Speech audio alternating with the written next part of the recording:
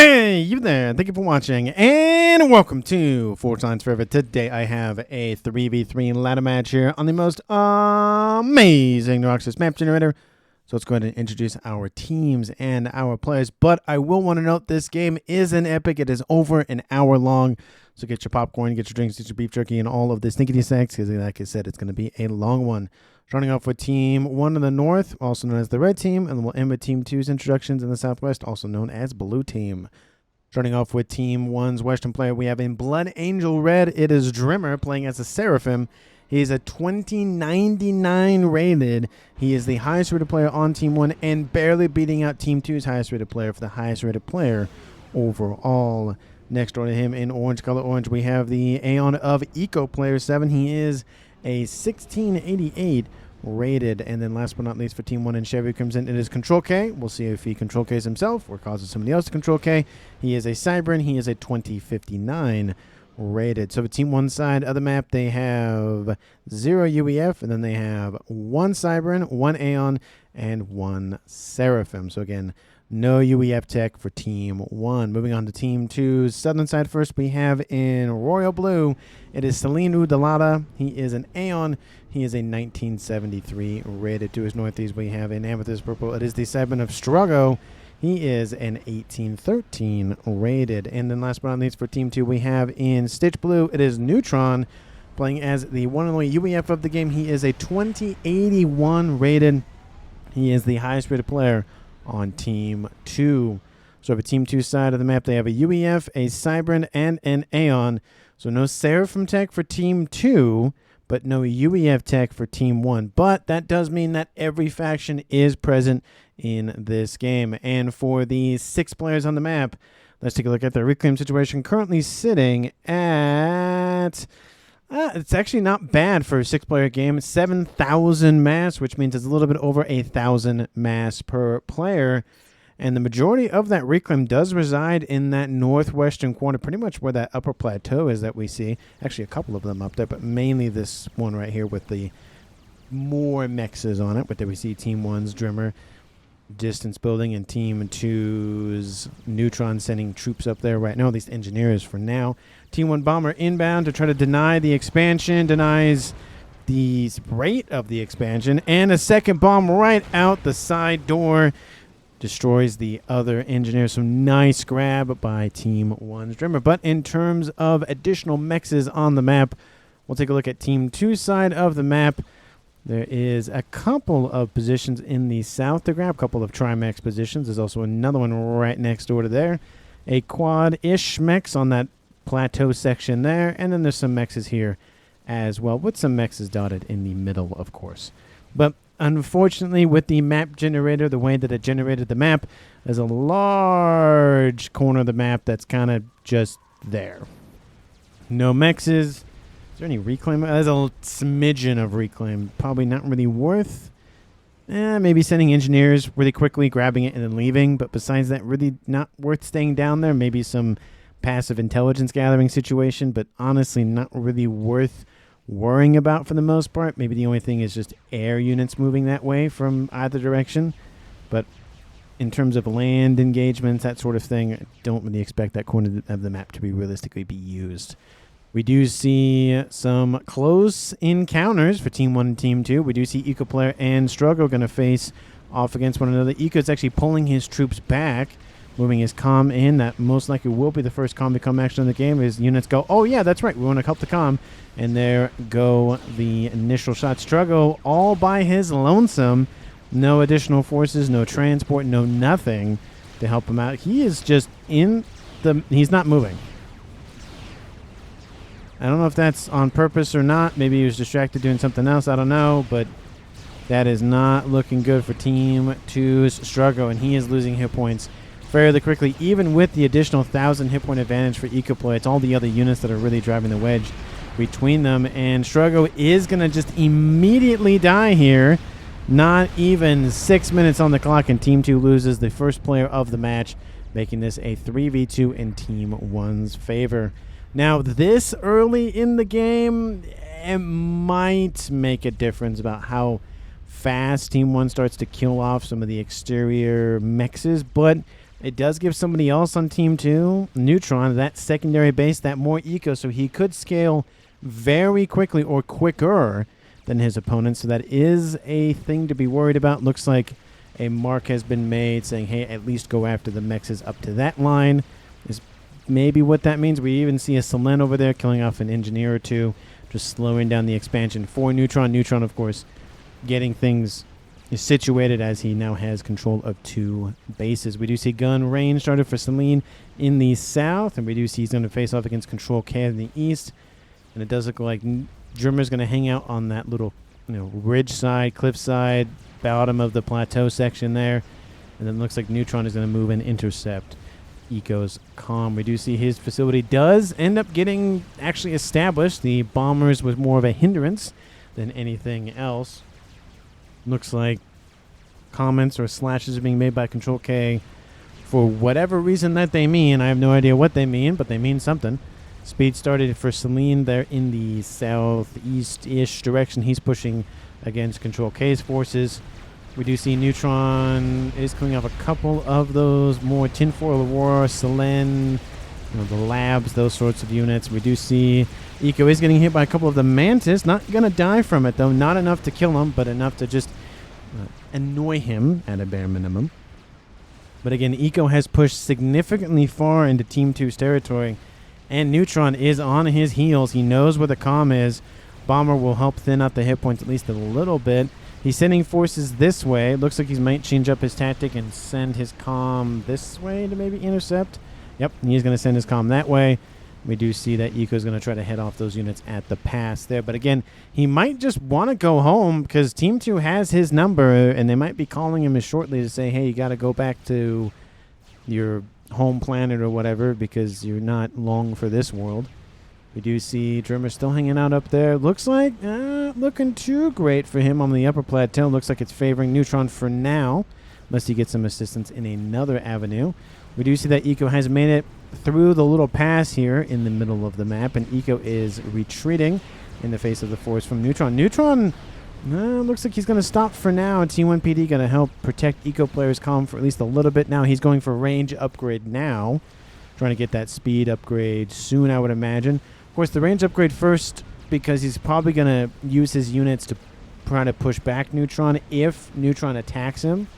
And then once his range upgrade is done, of course, he's probably going to go for speed, I would imagine. Gun spin and range picking which for Control K over here in the east. Celine is inbound.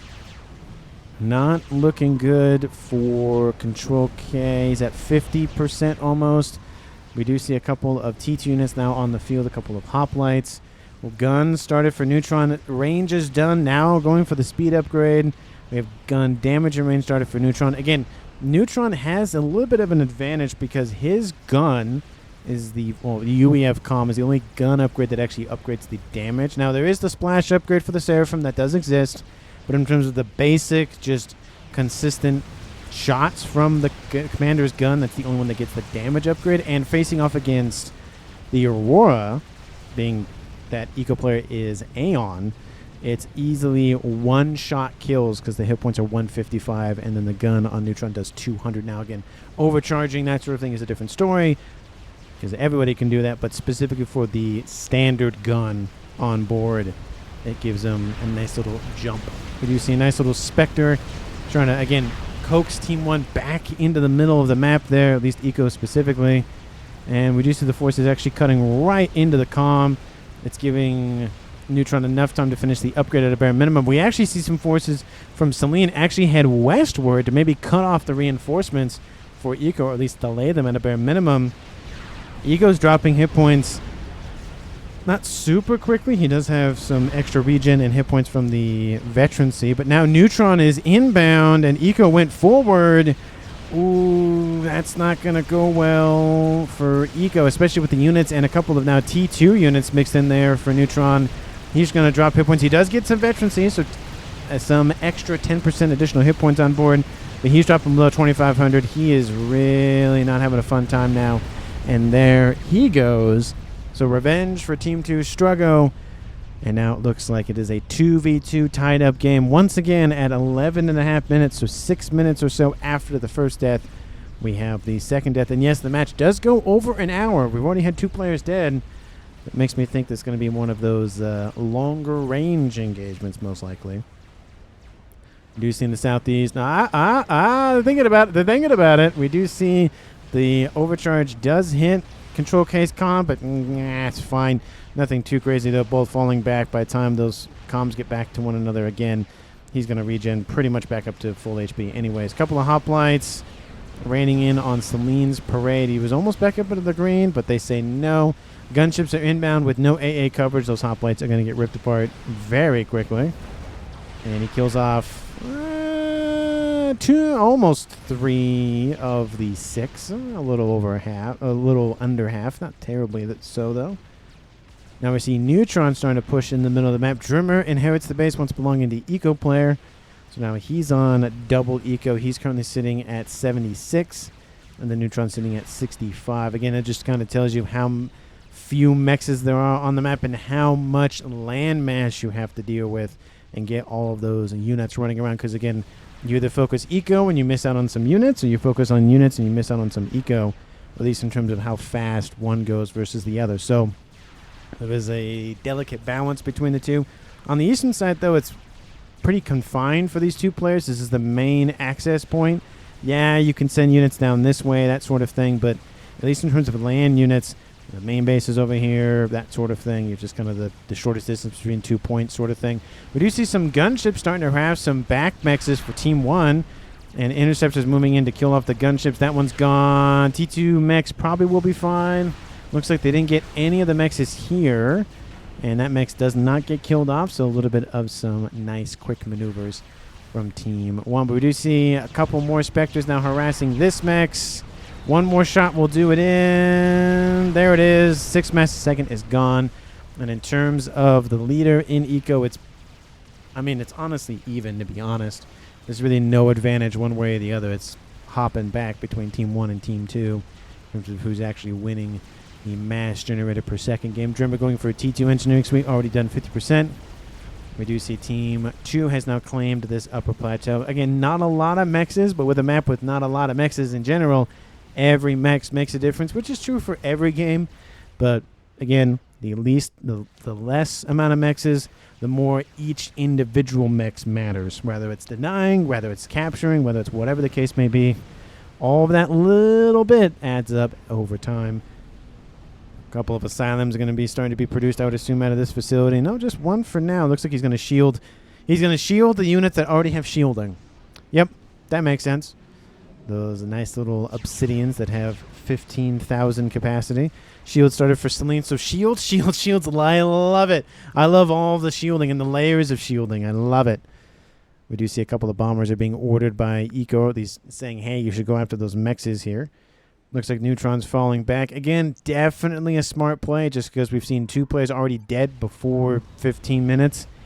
And you don't want to leave the game at this point at 20 minutes, especially with it being over an hour. I feel bad for the first 2 players eliminated. I don't know if they're going to stick through the game or not. We do see Eco is still with it.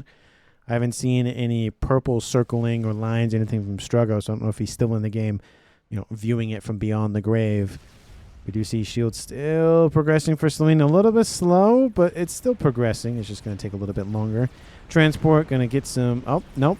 Not going to get some engineers on station. There's a couple of units on the ground, but, honestly, it's not really a big deal.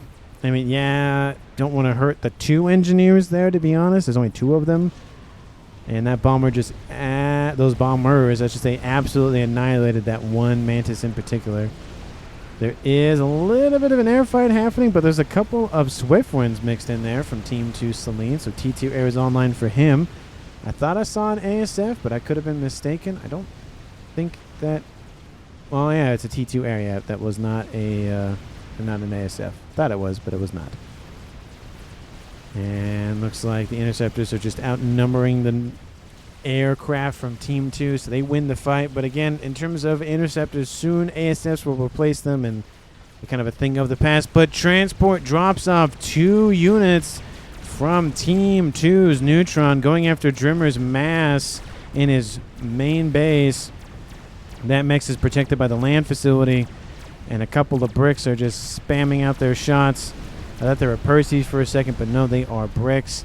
Again, very good unit to just spam a whole bunch of shots out.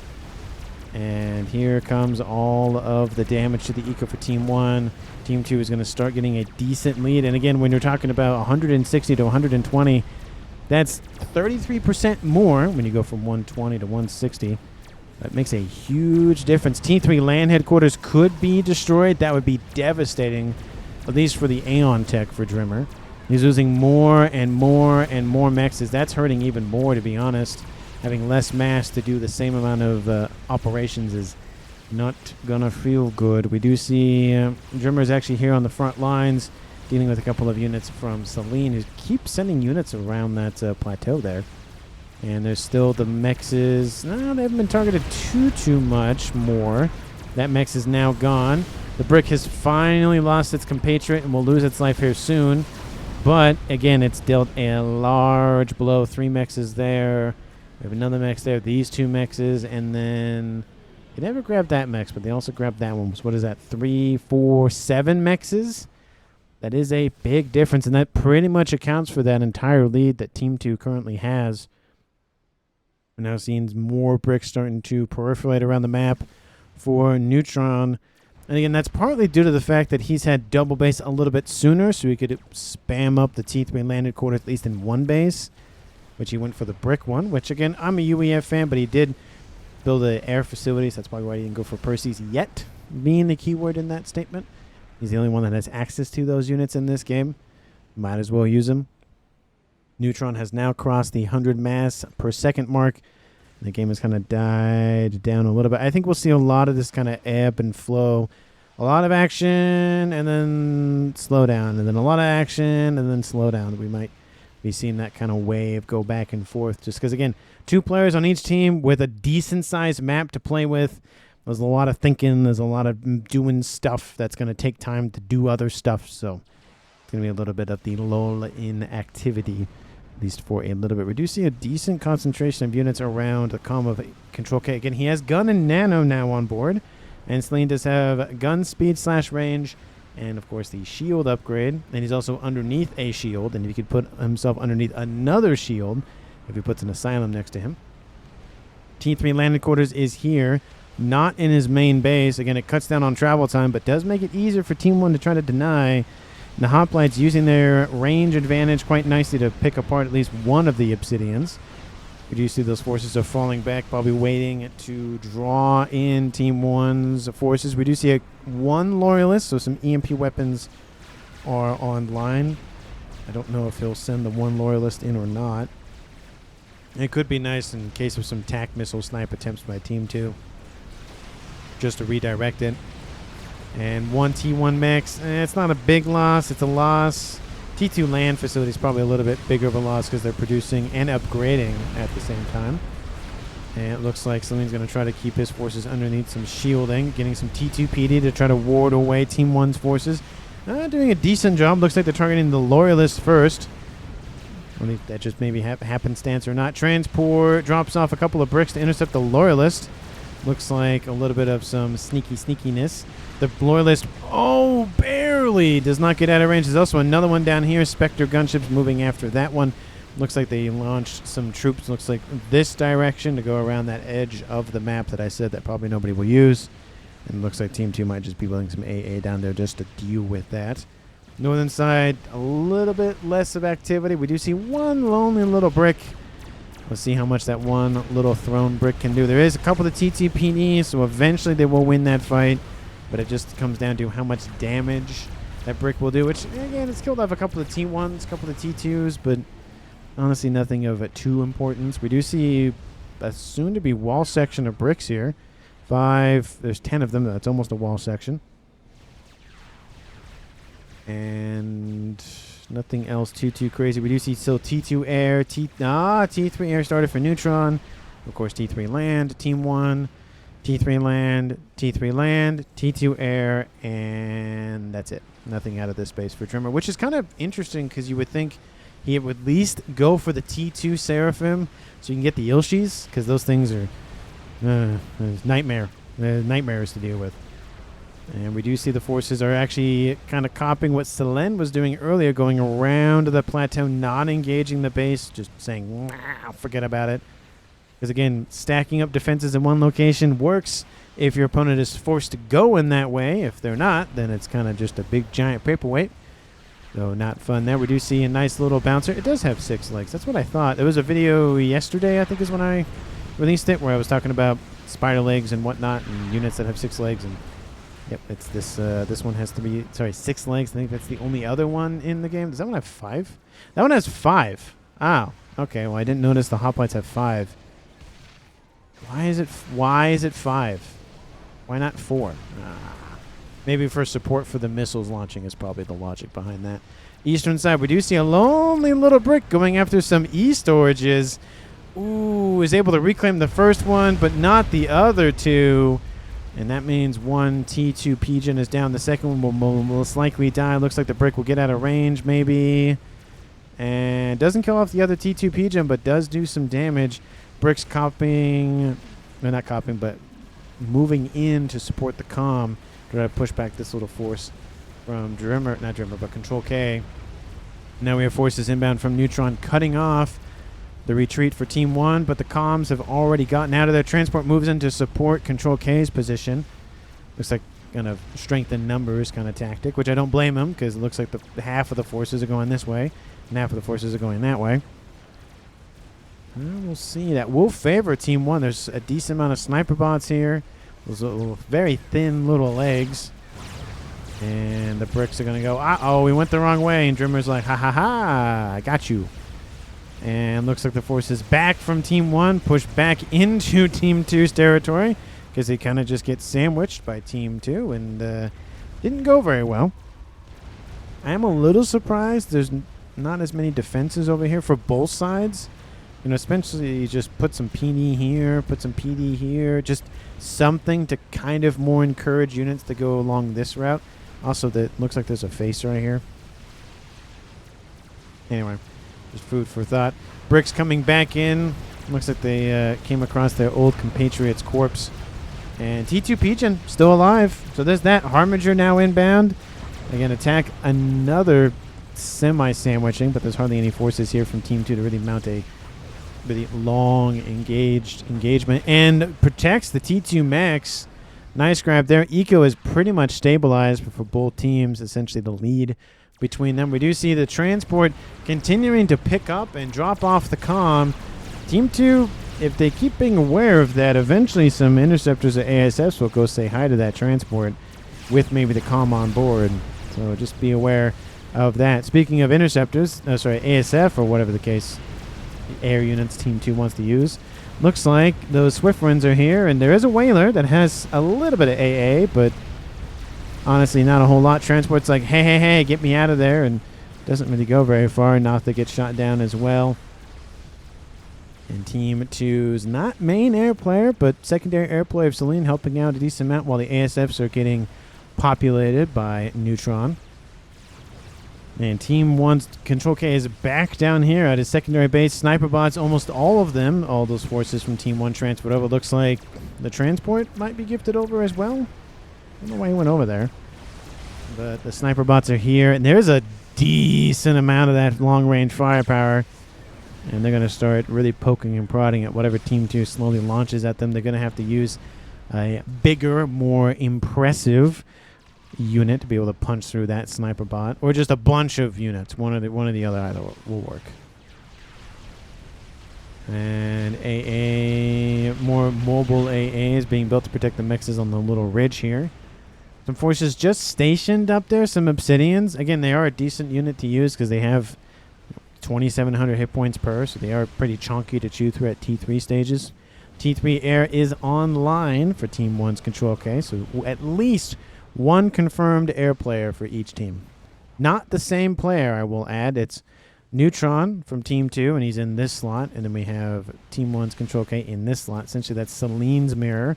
So we have conflicting roles, I guess, for each team. But hey, we'll see if it works out one way or the other. We see counter sniper bites online for Team 2's Celine, and that's because, again, he is Aeon, and they also have snipers. And those are also Aeon snipers, so, you know. it works out. Snipers are hiding on the ridge there, and the shields are down. Looks like some power outages happening for Celine. Not good things. Power is starting to come back. It's on, off, on, off. T3 Pigeon will be able to help stabilize that power consumption. Snipers will go back online, just at least the shields for the Harbingers, but the snipers go, I don't know why you charged in. We're just going to wipe out the Harbingers first and then target everything else. And the control case comms like, this is free reclaim. We do see a couple of shields being donated over. Lovely assistance there by Team 1's Drimmer, just saying, hey, here's some snipers. Hey, here's some shielding, and call it a day. Maybe transfer the units over to Control K, but it looks like he's assisting. It just determines if that one that they're assisting or two that they're assisting don't die. If they do, then they stop moving with them. That's why it's just a little bit better to just give it over to the person. We do see Drimmers behind the little mountain with two groups of bricks behind it as well. And Team 1's trying to launch forces this way, and Team 2's like, nah, we have a Gatling gun on board all these bricks, and good luck with that. Drimmer, he has gun, nano, and T2. He has 23,000 hit points with 110 regen, which is, again, a lot of hit points, but not as much as he could have, and not as much as those bricks can rip apart per second. Bricks need to keep catching up with him, or he might be killed off here. Is he going to get out of range in time? No, he's not. And there is the kill. Team 2 now, for the first time in the game, is in the lead. For Comms left alive. Again, it is a 2v1 in favor for Team 2 at 31 minutes. And that is going to be a big issue because, again, there's a lot of access points, at least entry points for Team 1's base. You have this one that's currently being used, this one up here. This one kind of is a collection of two. You technically have air routes this way. Kind of. You do fly over this base, to be fair, so not really. There's a lot of access points, a lot of entry points, and those entry points split off a decent amount. So you got to worry about, okay, where do you draw the line in the sand? And so far, that line is smudged, not really defined. We do see a GC. That might help establish the line for Team 1. The Harbingers from Team 1, I mean, they're trying to keep this force back, but there's just so many bricks online. There's about maybe a wall or so. It's about cover and a half or 3/4 cover. It's more than 3/4 cover, to be fair. But they are building a decent amount of PD. That's going to help a chunk. And there's a decent amount of them. There's also PD that's been built a while ago. T2 Air is online, producing some gunships. Transport has a weapon on board to help out. T3 mexes were eliminated at a bare minimum. So with a comm dead and mexes dead, that is giving Team 2 over 100 mass lead. And they are going after the engineers, slowing down the construction of that GC. Maybe they'll get a third. They won't get that third mex in there. But they did kill off all the engineers at a bare minimum. Almost all the engineers at a bare minimum. Again, slowing down the GC, and they are aware of the GC. They can start prepping defenses that way. We do see an Omni sensor over here on the northwestern section. I would like to see maybe this one transferred or upgraded to a T3, so that way you get coverage both on this side and this side. It's not a super big map, but it would be nice to just have omnipresence there and then omnipresence there for pretty much the majority of the map. We do see transport sending units on the eastern approach this way. We do see transports also sending units from Team 2 that way. And looks like maybe spotted by Team 2. And drop has been spotted by Eco. We do see gunships are inbound to immediately say, nah, get out of there. Inspectors go, yeah, I'm not going to deal with that. ASFs or any sort of air units from Team 1 nowhere to be able to protect these bricks. Transports are just sitting there. They can't fire back. And that is going to be a win for Team 2. Again, they prevent an annoyance at a bare minimum, so that is a win. We do see gunships, not gunships, sorry, transports stacking up. Are those still with, they're still with bricks. No Percys? Still no Percys from Team 2. Why? Why no Percys? You have a couple of T3 air facilities, but no T3 land? Come on. Monkey Lord almost started, and they're almost done for Neutron. Team 1 GC is almost in the green. No chickens or no monkeys or no crabs from Team 1 as of yet. Not a lot of Seraphim use for Team 1, which I still feel is odd. I mean, their unique technology, at least in this scenario. Team 2 doesn't have access to that. Might as well use the advantage. We do see T2 and T3 gunships mixed in for Team 1. Going after the Omni again. Nice grab there. Another reason to have an Omni down there as a backup.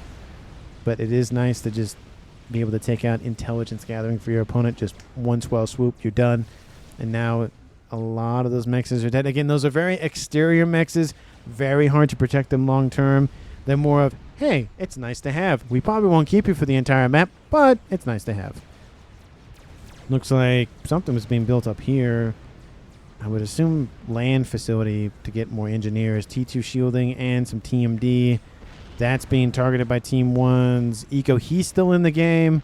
I don't know if Drimmer is or not, but I do see the orange at a bare minimum. Shield might get finished before the missile gets launched and lands. Well, TMD builds right before that anyway, so it doesn't matter. Couple of gunships. There is some flak embedded in this army. Team 2 really doesn't have the numbers to fight this back, especially with all the bricks mixed in. Again, Control K has all of the mass at his disposal. Instead of sharing it with Drimmer, he has it all to his plans, and he can say, I'm going to spam a bunch of bricks here, or switch tactics, go spam harbingers here, whatever he wants to do.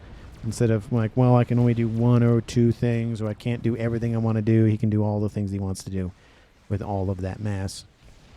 Mikey Wood is stationed over here to the east. Probably hand that over to Celine just because he's right there. But it's probably there just to help protect against the brick push. But again, there are some gunships here. They might try to go around.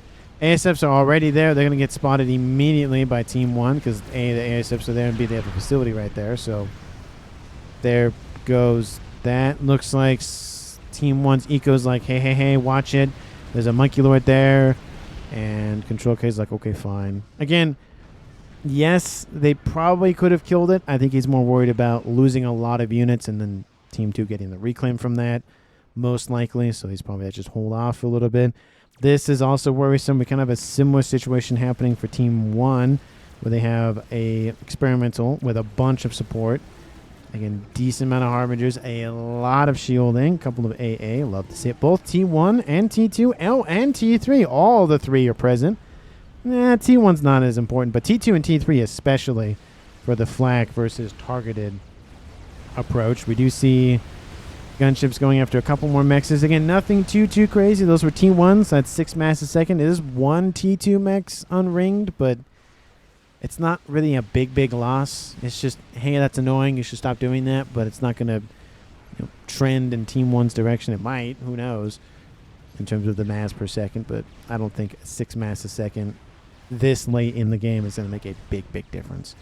GC goes westward, which works. Maybe he's just trying to snipe that mex that's right in his... Oh, that went way too zoomed in. Right in his eye line.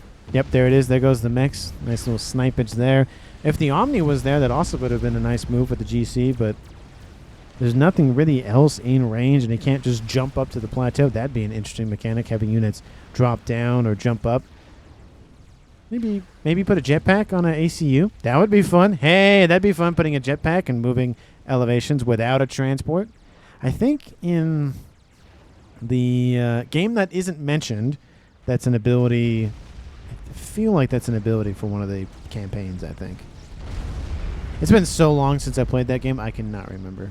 All I know is that one of the experimentals looked like a snail, and I was not a fan of the snail. That's all I remember. It's on that one particular jail map or whatever, it just wasn't a fun. I didn't like it. Anyway. And the game has died down a little bit in the action at 40 minutes on the clock. Team 1 at 1 player left, being Control K. He's at 400 mass or so a second. Team 2, it's Neutron and Celine. So it's 2v1 in favor for Team 2. Their eco is at 500, partly, of course, driven by APM. And they did lose a little bit, but they are recovering as we speak. The mixes that they did lose, most of them. Land situation is definitely favoring Team 2, but again, not by a whole lot.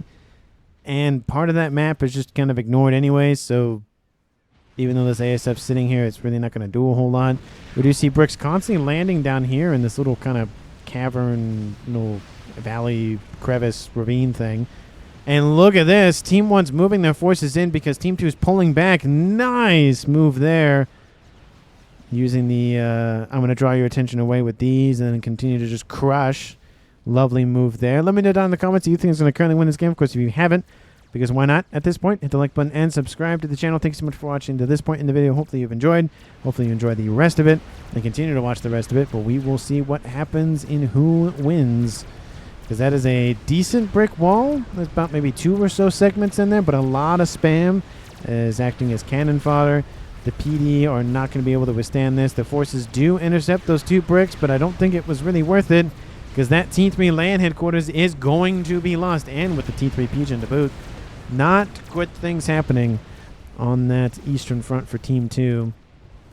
He doesn't have a backup T3 land headquarters, so that's going to be his only harbingers for a while.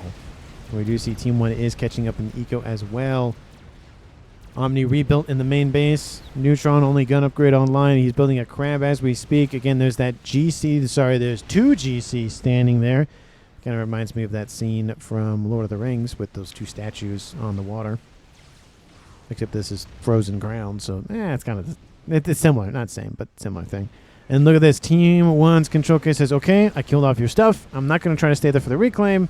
I'll keep my engineers that were with me there, and we'll just pull the actual forces back. So nice move there. He loses Team 1 engineers, but he does gain whatever reclaim he can get. The more important thing is he killed stuff off, especially the T3 land headquarters. That's probably the biggest thing he grabbed. Yeah, the T3 Pigeon's kind of nice to not lose, but again, the main thing is that headquarters being lost. He's going to have to rebuild it back here. He is doing that pretty quickly, I might add. So a short segment of time not having it, but it is a segment of time. I will note, though, that Team 2 has 2 megawatts now online with a Monkey Lord. He's producing another one, so longer range tech is going to win that fight. It's kind of strange, because it's kind of hard to really see how many units are here, just because they are not really offensive units. They're more defensive / utility with the shielding. And it does look like Team 1 is pulling out. Gunships are inbound. And I don't see a lot of AA mixed in, if at all. A couple of, again, asylums. I see 1 Redeemer or 2 mixed in there, but not really a whole lot. ASF might have an engagement. It's UEF versus Cybran. UEF, is it Cybran? Yes, it's Cybran. And they're waiting for the ASFs to take the fight. Looks like Team 1 is circling them, saying maybe just go for it, engage. And he's got to go for it. They're coming. Oh, sorry, that's coming. That's the strategy. Is again, this may be a focus for Team 1's Control K, and then something else happens over here. That is the hard thing about having only 1 player, or just having less APM, less actions, less players actively doing stuff, is because technically you can have 2 players doing something at the same time, and mathematically you can only respond to 1 thing at a time. But it is very hard to go, okay, I got to do stuff over here, and then I got to do stuff over here, and like, oh, there's a fight that's going to maybe possibly happen. I got to watch for it. Oh, no, there's an attack coming, and I got to go back for that. And it's just this constant back and forth, and eventually that wears on, well, both teams, but specifically the 1 player who has, again, only 1 mind, 1 brain, 1 set of actions per minute, and that diminishes as the game progresses, as every game is for every player. We do see a T3 Omni sensor here. I don't see one on the main base, which is a little unfortunate, but he does have at least 1. And it does capture a decent portion of the map. We do see this this Monkey is transferred over to Selene, so he can micro it. That break force is inbound, probably just trying to, again, force Team 2 to engage. Honestly, with the Monkey Lord present and the shielding as well, the bricks will probably win that fight, but the Monkey Lord will get some veterancy, so it might be able to stay alive just barely long enough. The Megaliths, unfortunately, they pushed through the little crevice here, and now they're on Team 1's side of the map with a Megalith to boot from Team 1 to deal with, and that will be a win for Team 1. Now, I will note there are a lot of bricks inbound. Now, they just need to get in there and deal with those threats sooner rather than later. It looks like a couple of Harbingers sitting on that little ridge there, and the bricks are like, hey, don't grab me, I was doing stuff. And both Megaliths, of course, shooting the first GC. Lovely focus of fire there. The bricks are focusing the second GC, and then all of that firepower raining in. They killed off 2 for 1. There is some crash damage for both teams there, so I'm unfortunate. Primarily, I think, for Team 2. Now it's 1. Oh, that was a lot of bricks there with that crash damage. That's got to hurt. Now it's bricks and a Megalith versus some Harbingers, but primarily bricks in terms of the numbers. Looks like the air fight did not happen. The gunships were brought back, so there's still that threat looming for Team 2. But now this little group of reclaim is going to be a very big boon to whoever can grab it. Team 1 has had the lion's share of it. It's about a 2-to-1. But with this amount of mass, it's technically on Team 1's side of the map, but Team 2 has a presence here. That's right, I can't zoom in too close. About 100,000. On the map's 130. So a huge portion of it is in control for now for Team 2. We do see a force inbound. It looks like he's going to keep launching an assault. And now there's a Megalith online. Once again, looks like Team 1's going to cut off any sort of retreat. These forces probably should pull back. Yes, they won't get maybe the reclaim, but now with the Megalith online, that will firmly secure the reclaim for Team 1. That is probably going to be the demise, not necessarily the demise of Team 2, but definitely will lead itself towards a big ticket item, or at least a somewhat big ticket item. It could just be a Telemazer, because he is Cybran, so he could go Telemazer and call it a day. The Megalith, of course, is falling back. Yeah, looking good. The Megalith from Team 1 is shooting at Team 2's. Looks like they both see each other, so there's no sort of, they're in the dark about it. ASF, did they push in for the air fight? Oh, they do push for it. Now let's see who wins that air fight. We don't see so much AA underneath for Team 1. Again, there's a little bit of AA on the Whalers at a big minimum, but that's not gonna matter by any means because those ASFs got absolutely slaughtered. And now that is an air win for Team 2. Now the Megalith, unfortunately, that's another one added to the heap of the reclaim there. Team 2's bricks are nowhere to be found, and not nowhere to be found, just not in a good position. And that will just win Team 1 more reclaim. So that is going to be a big win for Team 1. Again, there is reclaim from all of the nonsensical ASFs on the ground. There's a lot of options for Team 1. They just need time to reclaim it all. Team 2, there is a Megalith inbound now. Again, this is going to be a point of focus for both teams. Team 2 to deny or even reclaim themselves. Team 1 to just try to get out of there. Because they know Team 2 is inbound. And they want a piece of that at a bare minimum. We do see a couple of engineers kind of on the fringes of the big bulk. But, you know, the big bulk is essentially these 5 experimentals. And that Megalith is inbound. That one is already heavily damaged, so it can't really engage. And there is a GC inbound at some point for Celine, sending it this way, not this way. Now, you could say, well, you could keep pushing that same line. Maybe you'd crack it, and then that would maybe be the end of the game. Or you could send that GC this way and maybe just entirely crack this position and leaving just this for Team 1. So essentially you're attacking not necessarily on 2 fronts at that point after this base is dead, but at least you're eliminating this chunk, and then you're able to focus a little bit more this way instead of focusing this way and then that way as well. So we'll see what Team 2 ends up prioritizing. They have knocked out whatever was here. Not a whole lot, though. And maybe they're just keeping that base online so that way they keep distracting Control K at least to some degree. Transports dropping off engineers. Love to see that from Neutron. Backs don't lose, says Struggo. He's still in the game. So Team 2's casualties so far in the game has not left. So everybody, baby, is still in the game. I don't know. We haven't seen anything from Drimmer that I've noted. Oh, no, he's still here. Never mind. I completely missed his name. Everybody's still here. Look at that. Lovely to see the assistance from Beyond the Grave from both sides. No big ticket items. A nuke would do a decent amount for both teams. I say that. Nobody's going to be building it, and nobody will build it. Because, of course, I'm the, kaboom guy, and no one's going to build the nukes in this game. Not every game has to have nukes. I just like saying kaboom because it's fun. So, a little bit more focus on AA, it looks like, from Control K to maybe thin out the ASF, or at least annoy the gunships if Team 2 sends gunships. And both teams starting to get a chunk of the reclaim. Looks like shielding being built to protect at least the engineers from any sort of Team 1 bomber spam that just gets thrown at them. We do see Celine starting to push in. Again, there's a lot. That's a lot of bricks. 57 bricks. is a lot. The Monkey Lord is going to charge straight in and goes, I have made a big mistake. I'm not going that way. It's like Han Solo from A New Hope. I have made a big mistake going down this corridor, and I'm not... I should not be here. And I think the Monkey Lord is faster than the brick. I can't remember. I think the brick is technically faster. There are, of course, stats. If you click on a unit, depending on what you have available, it gives you all the stats for it. Speed 2.5, and then Control K. Speed is 2. So yeah, the Monkey Lord is barely faster. But when I say barely, it's barely. So look at that.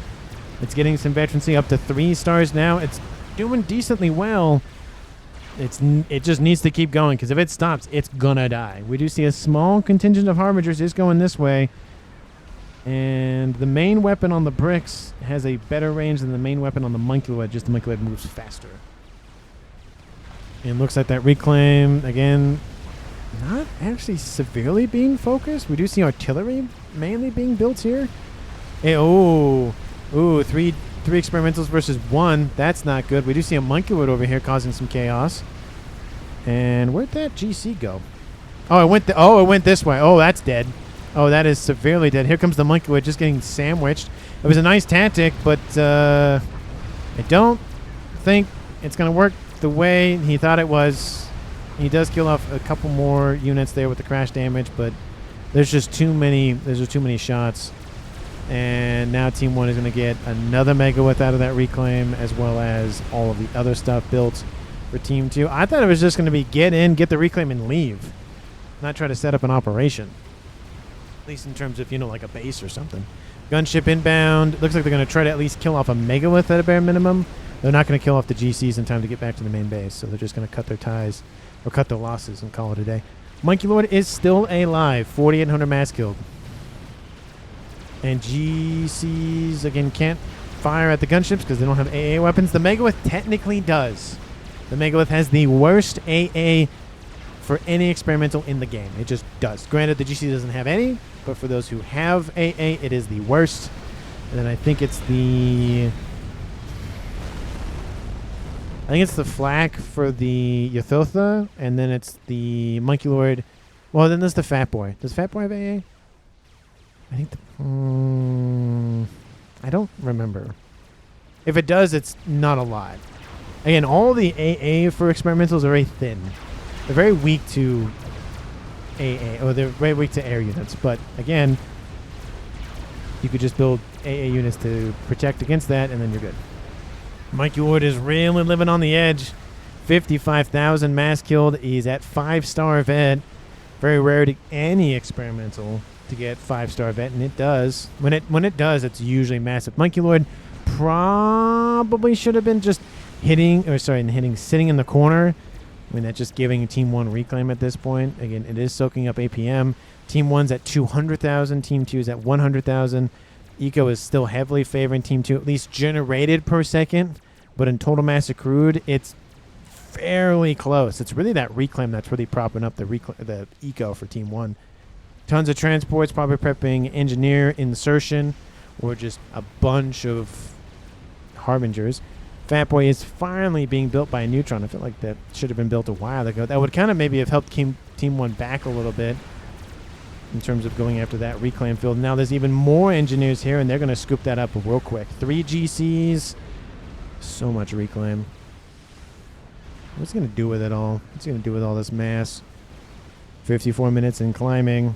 Monkey Lord is still alive. I don't know about that. I don't know about just sending an experimental that's barely there. He's back up into the yellow. It doesn't matter, though. Still very hurt.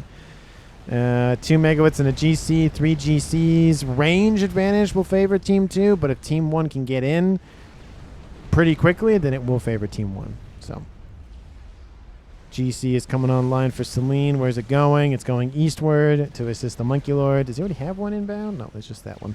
That's right. His other one died right there.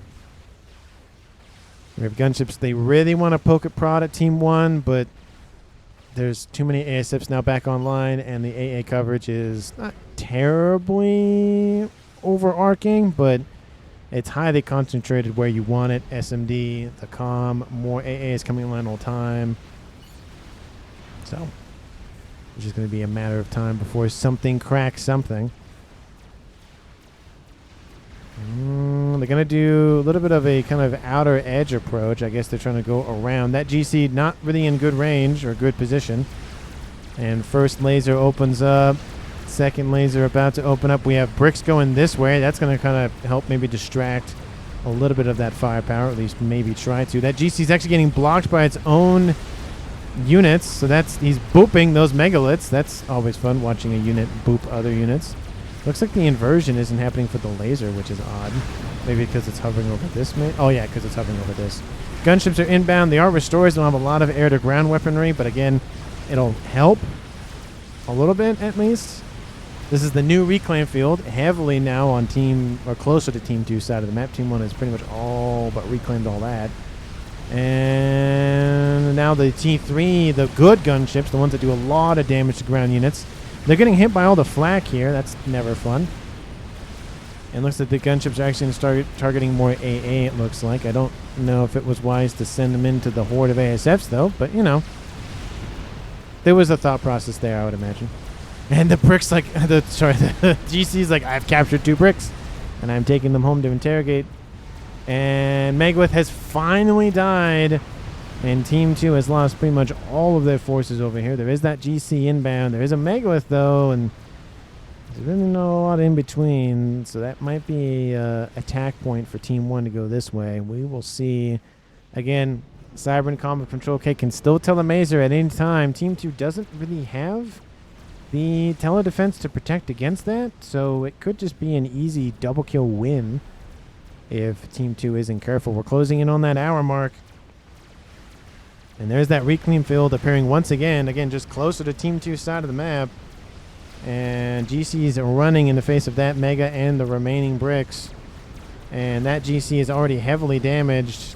Oh, it's trying to dodge. It's bob and weave. Some shots miss, but at that range, it's most likely not going to miss.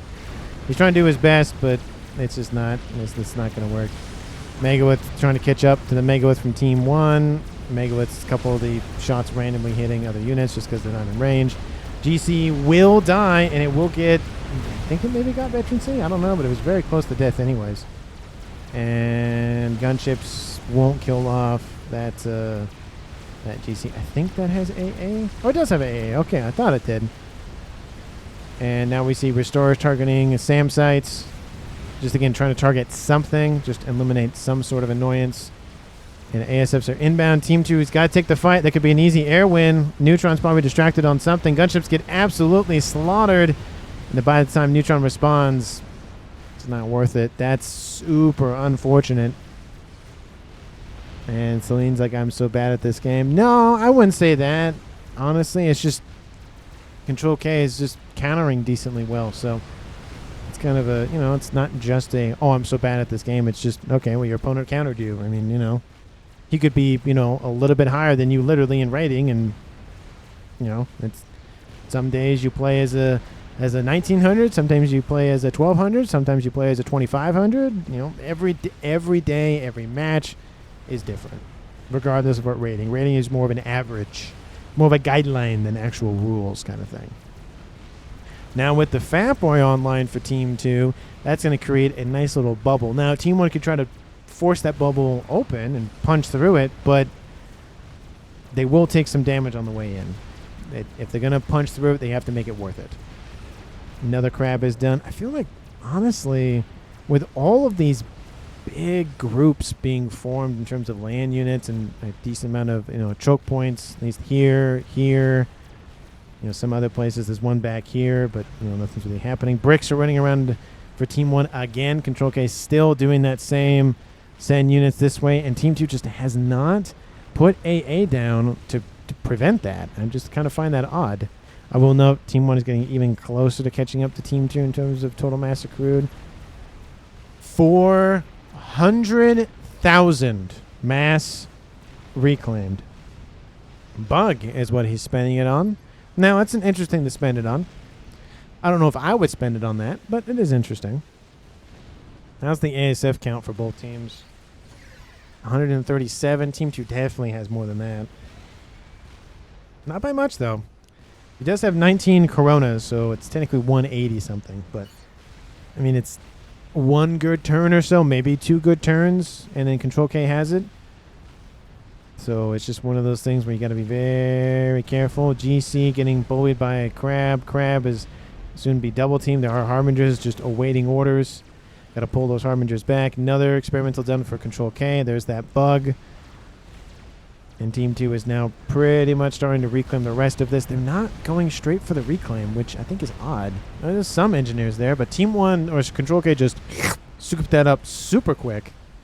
We do see some spy planes using the edge of the map to their advantage and trying to see what Team 1's up to. They will most likely see the bug. Yep, they see the bug, so they're aware of that at least. We do see Eco's like, go, go, go for it, go.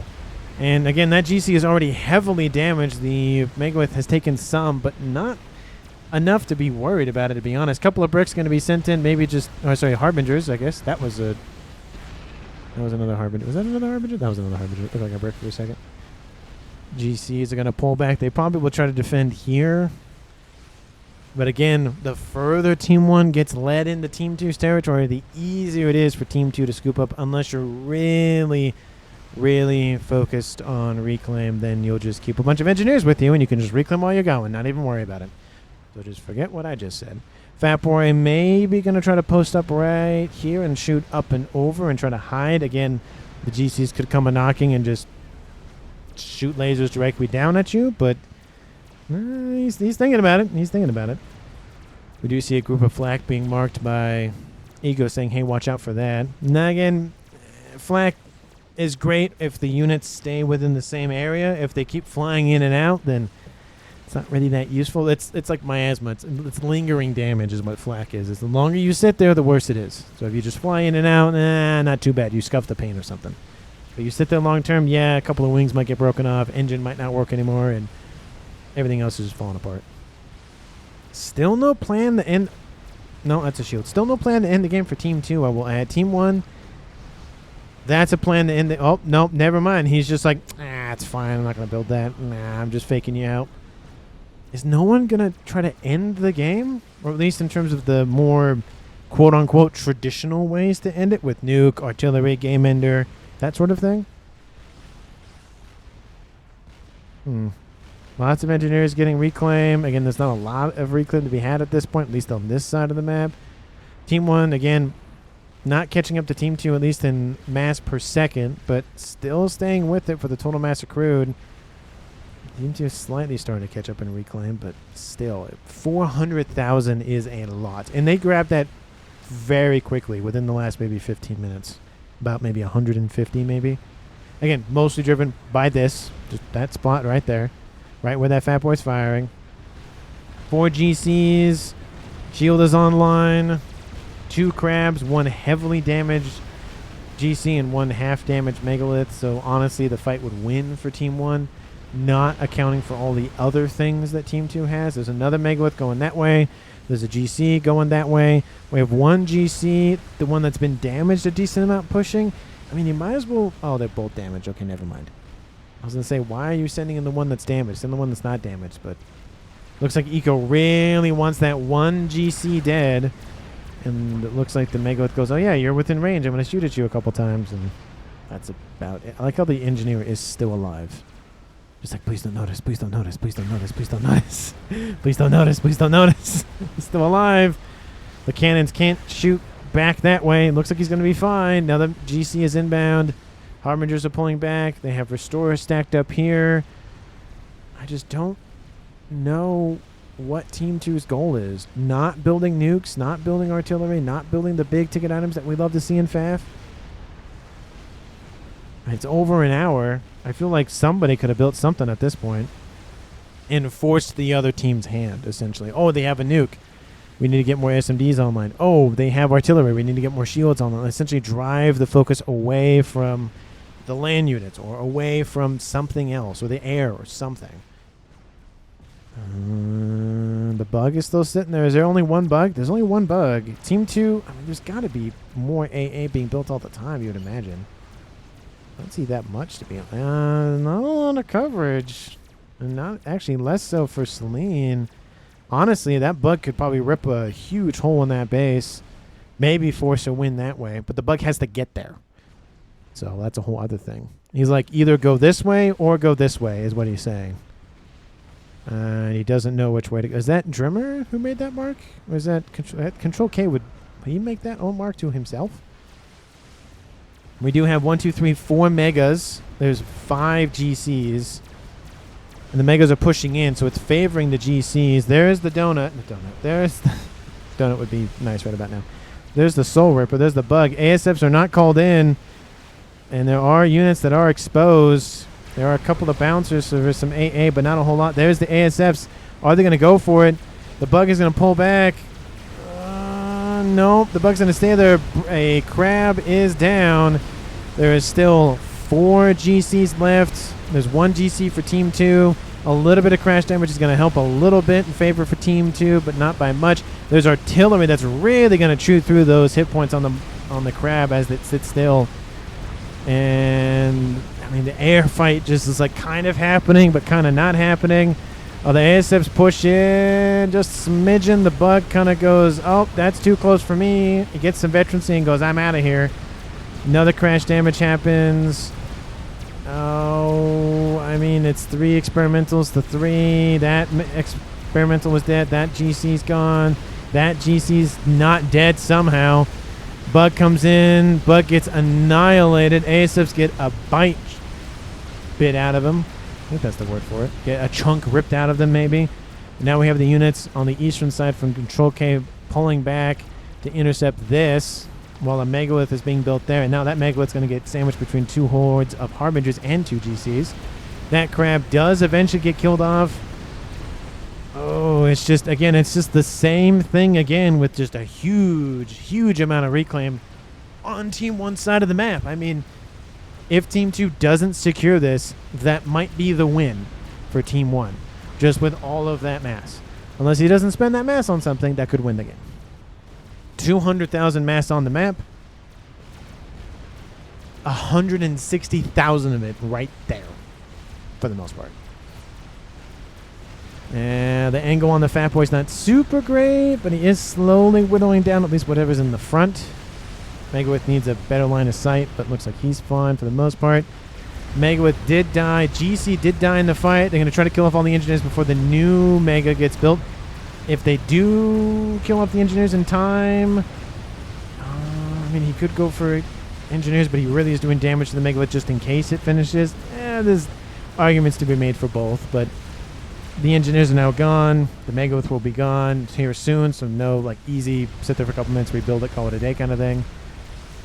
And that miasma T2 artillery is probably just keeping the Fat Boy back. So they are securing the reclaim just from the artillery. The Megalith is heavily damaged, though. It's got to be careful. It is starting to push in a little bit towards that base. And again, its goal is probably the artillery. It does hit one of them, so it's going to slowly whittle them down. And now the focus is, can they eliminate the Mega before it really eviscerates all the remaining artillery?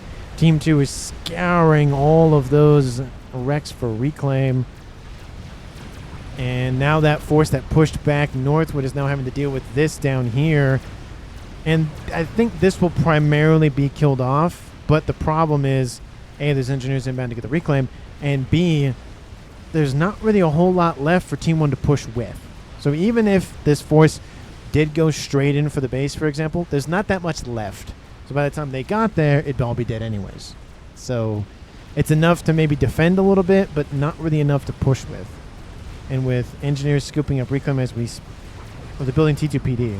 They're actually building T2PD. They're not building reclaim. They're not reclaiming.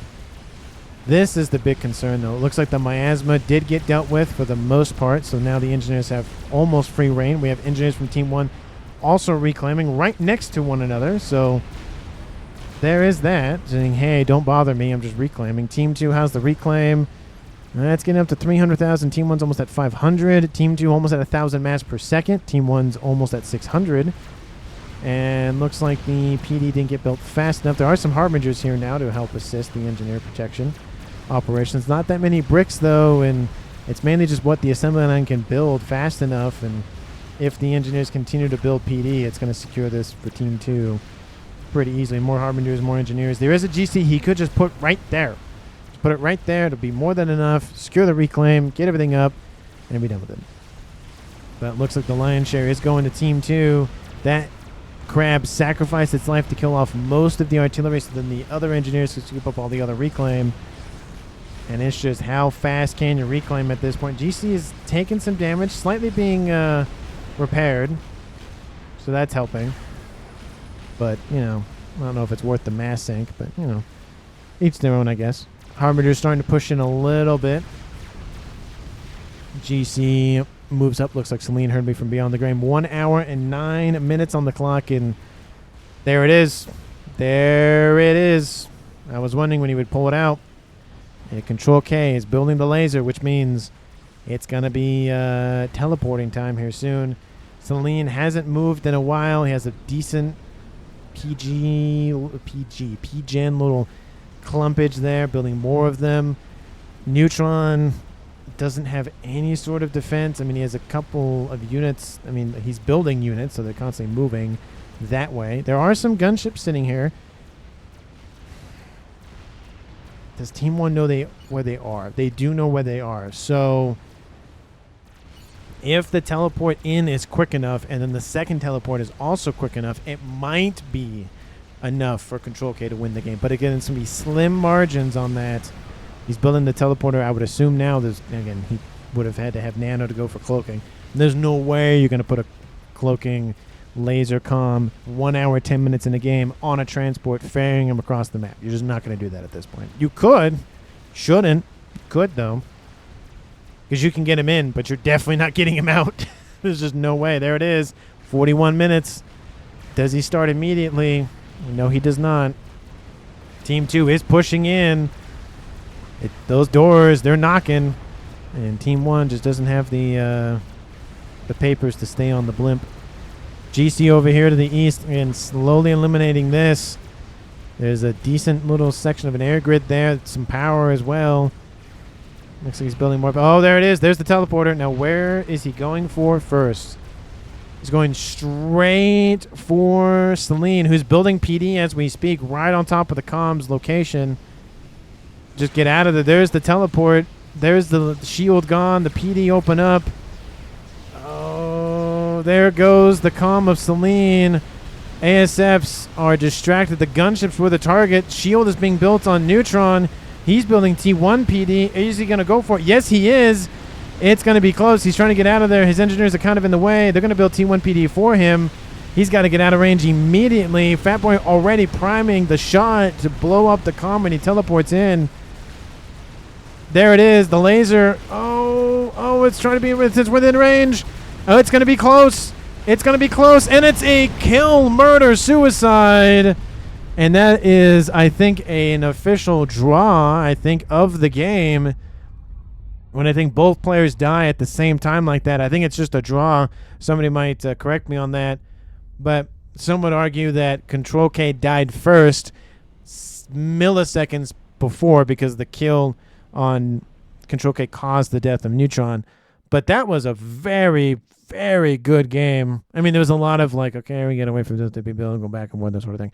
But that was a great, great way to end it. And look how quick it was. Within a couple, not even a minute or so of building the teleport, he comes in, kills off one, moves over, kills off the other one. And again, smart move from him.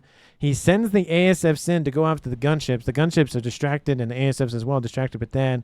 Then he teleports in as well. Fatboy was already primed to shoot at the comms location, which definitely chunked a couple of hit points away from him. And honestly, great, great game by both teams. If Team 2 had any sort of telemaser defense already in place, Team 2 would have won. Because either he would have teleported in, killed off Celine, been damaged significantly because of that, and if he can get out while killing off the PD and trying to get out, he would teleport here. The other PD would have already killed him. Neutron would have been fine, and it would have been a confirmed win for Team 2. So, build tele-defense just in case. So, that's my food for thought there. Thank you so much for watching the very end of the video. I really do appreciate it. If you haven't why not at this point hit the like button and subscribe to the channel. Thank you so very much for watching to the very end of the video, if I can actually speak. And I will see all of you in the next one.